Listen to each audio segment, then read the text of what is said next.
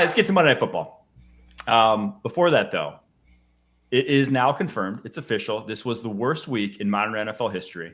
It was with a 21-point blowout on Monday Night Football. The average scoring margin in Week 8 was 18.46. That was the seventh worst, I guess, biggest, worst, however you want to describe it. Seventh best, biggest all time. Still paled in comparison to Week 14 of 1970, though, where the average scoring margin was 23.54. Oh, my God. That had to be a stinker.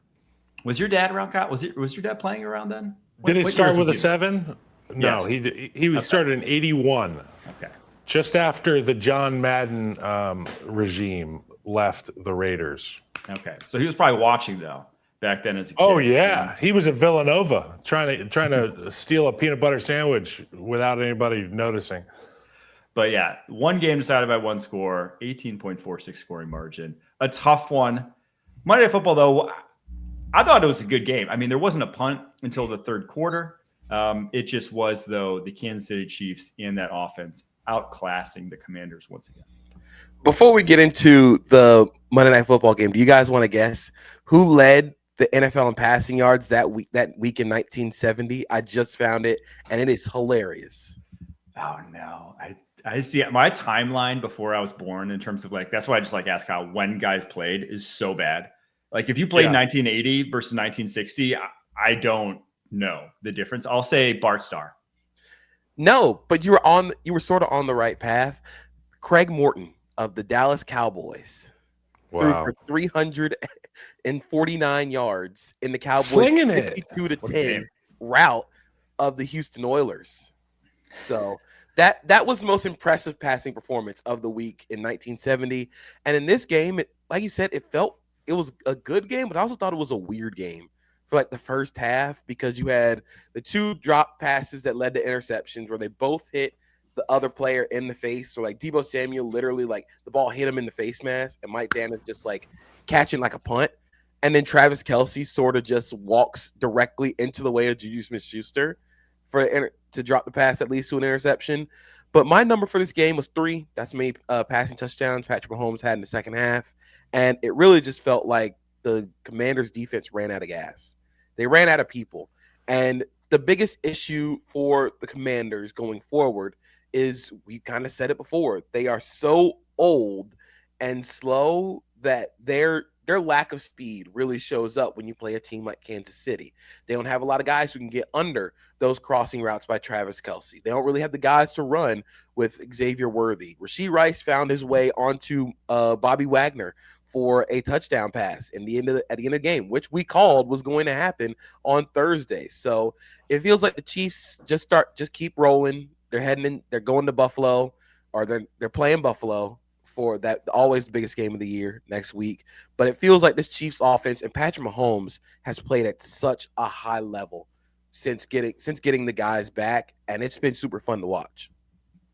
I think that when you're watching that game, and I'm glad Mike said that it was a good game because it was enjoyable to watch for a while.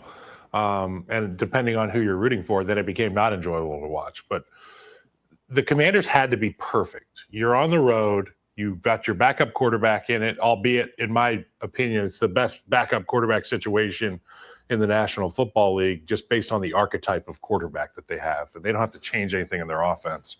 So I got to give credit to Cliff Kingsbury for having a great game plan, because at the beginning of the game, they were just – it wasn't chunk plays, but they were staying on schedule with the passing game, with the running game. And I give credit to Mariota as well. But it was that interception to Deebo that really set the table for what was going to be the slow decomposition of the Washington offense. I mean, you have to be perfect. And when you throw it to Deebo Samuel in the flat, he's got to catch the football. You're rolling on that drive, big-time momentum in a spot in the game where both offenses, obviously weren't on fire. I give credit to the Commanders, but to your point, not enough speed. And the speed showed up for the Chiefs against the Commanders. I think it shows up again this coming game against the Buffalo Bills. Yeah, I'm worried about this Commanders team. I think it's officially time to hit the panic button, considering they're 3-5. They are now looking up at a lot of teams in the NFC. Just going through kind of the NFC hierarchy right now, you have your division leaders of the Eagles, Packers, Bucs, Seahawks. Those teams are all going to be there at season's end. Like I'd be surprised, honestly, if the Packers, the Lions could win that division, the Seahawks, the Rams could win that division, but like none of those 4 teams are missing the playoffs, in my opinion, or the Commanders are not leapfrogging those 4 teams. No. And after that, you have Lions, Rams at 5-2. They feel pretty safe bets to make the playoffs. There's really kind of one playoff spot up for grabs right now in the NFC, and it's that final wild card where the 49ers at 5-3 currently have it. But the teams that are above the Commanders right now, just in terms of record, you also have the Bears, the Panthers, the Cowboys, the Falcons, the Vikings, all ahead of the Commanders, and the Commanders host the Seahawks next weekend. So they could go to 3-6 very easily. Then you're looking up at a lot of teams. You're obviously not a good defense. We've not seen any signs of life that suggest that they will be a good defense at some point this season. And so it's basically on Jaden Daniels to win you every single game that he's out there. And they got by on that his rookie year and snuck a few out, but the schedule's too tough this year. You had Wasn't it 10 games that were one possession, 10 wins? That's a Disney movie, bro. And like we said, all offseason, the worst thing that the Commanders have going for them this year was that last year happened. Yes. And people have this sky-high expectation. And obviously, with the slender frame of that quarterback and some of the, as Mike has put it, cartoonish hits that he takes, that's not a sustainable formula. You need to have the floor raised by a defense, by youth on that side of the ball to be able to sustain competitive game. You can't give up 30 points every week and expect to win. But yeah, I think about the teams that you named that are ahead of them. And while I wholeheartedly believe the Commanders are not going to make the playoffs, if you are a Commanders fan and you've got Jaden Daniels coming down the pipe right now, and you talk about the Vikings, well, they don't have a quarterback, and Carson Wentz was Carson Wentz last week. And give me the other one. You said it was the Vikings. So it was Vikings, the Cowboys, Falcons, Matt Eberflus. Period. What's the other one? Panthers, Bears, 49ers.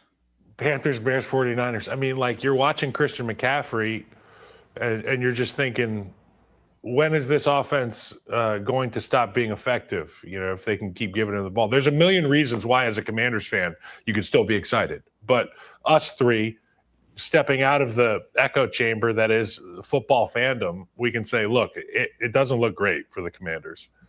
But on the opposite side of that, you've already lost to the Bears. You've already lost to the Falcons. You've already lost to the Cowboys. You're already behind the 8 ball when it comes to those teams fighting for that final wild card spot. So if it comes down to just tiebreakers, you already don't have the tiebreaker against the Bears and the Falcons. You need both teams to implode and then to win the Commanders game. You need to win the Cowboys game at the end of the season to really get yourself back into that playoff spot. But like we said, I don't think this defense is good enough. And the blame sort of goes to Adam Peters and how they built this team.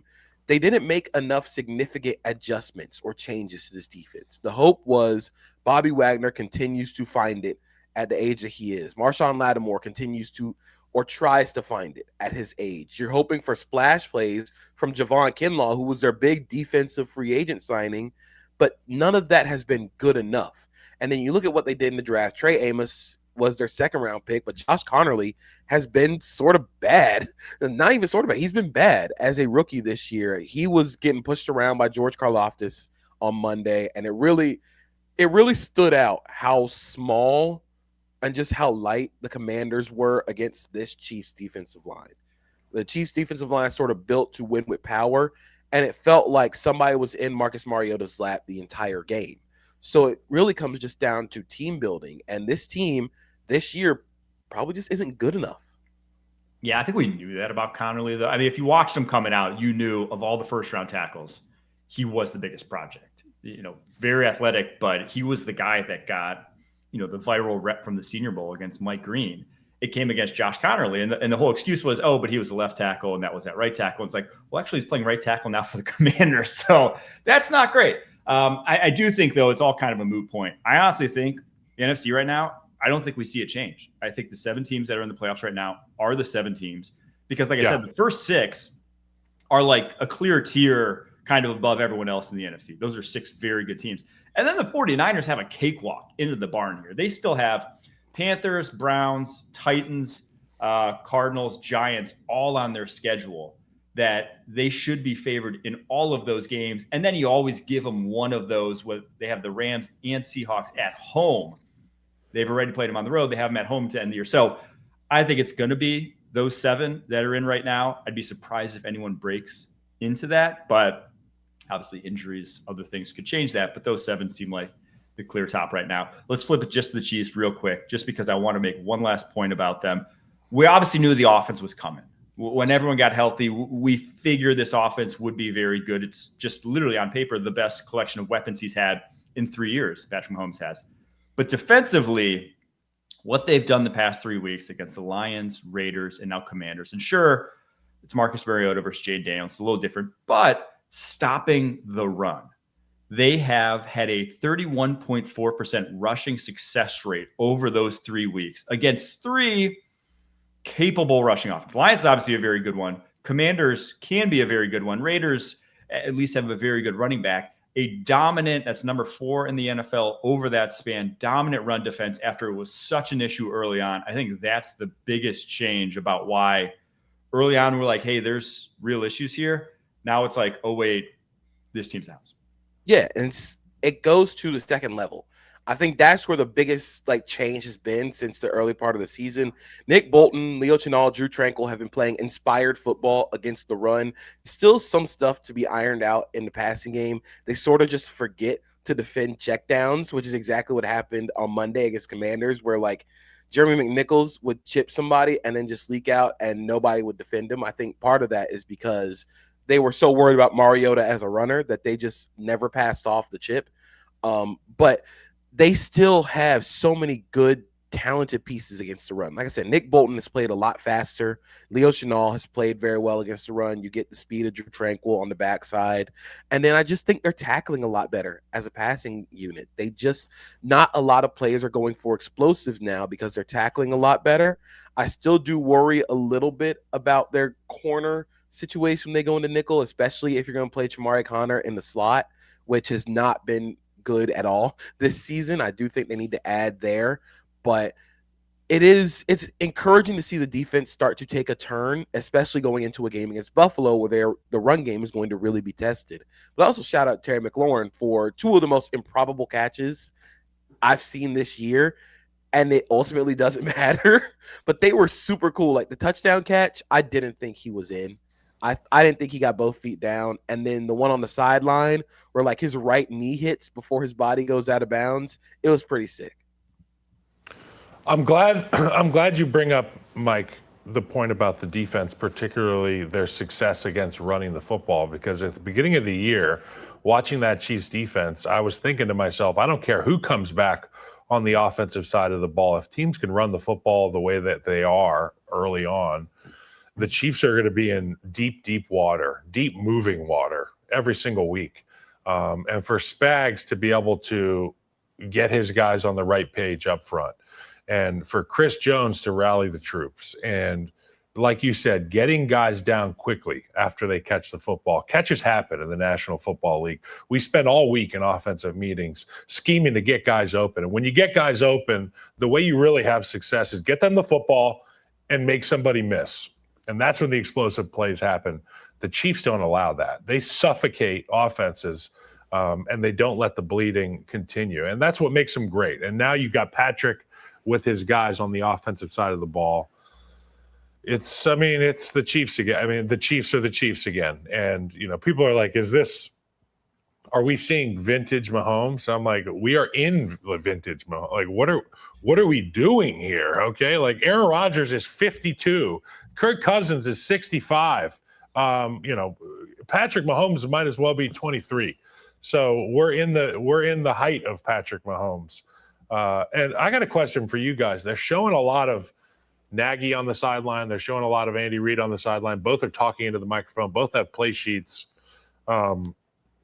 We've talked about this with Nags before, but is he just a Jedi in training right now? Like, I know he's won Coach of the Year because I played for him, and he's got pelts on the wall in that regard. But like, is he retraining? Is he getting his master's now? And is that what's going to happen in Kansas City? It's just going to be a handoff.